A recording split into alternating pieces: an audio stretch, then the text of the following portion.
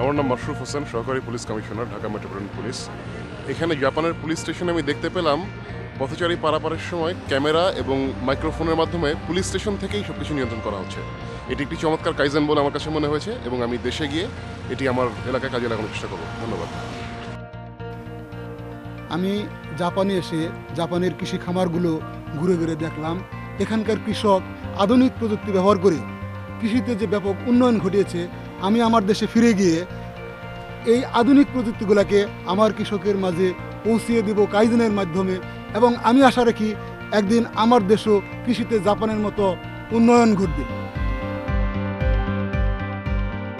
আমি মোহাম্মদ মামুন, বাংলাদেশ লোক প্রশাসন প্রশিক্ষণ কেন্দ্রের একজন গবেষণা কর্মকর্তা।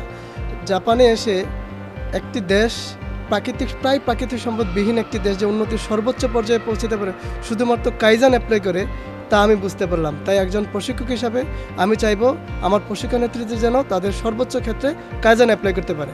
ধন্যবাদ। আমি মোহাম্মদ গজনবী খান, উপজেলা যুব উন্নয়ন কর্মকর্তা।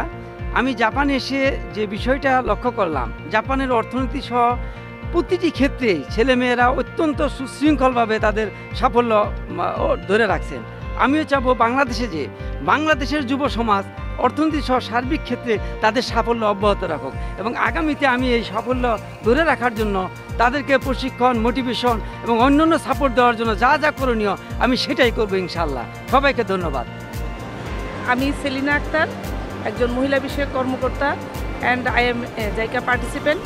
আমি জাপানে এসে দেখেছি নারীরা যেভাবে ঘর থেকে বের হয়ে যাচ্ছে কনফিডেন্টলি, এবং তারা ঘরে যেভাবে ফিরছে। আমি চেষ্টা করব আমার দেশে গিয়ে আমার দেশের নারীদেরকে আমি তাদের অ্যাওয়ারনেস বিল্ড আপের জন্য।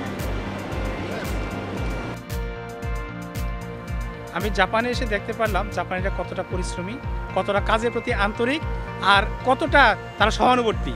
আমি দেশে গিয়ে কাইজেনের মাধ্যমে আমার অফিসে একইভাবে নিজস্ব কাজের মূল্যায়নের মাধ্যমে বাংলাদেশকে জাপানের মতো উন্নত দেশ হিসেবে পরিণত করার চেষ্টা করব।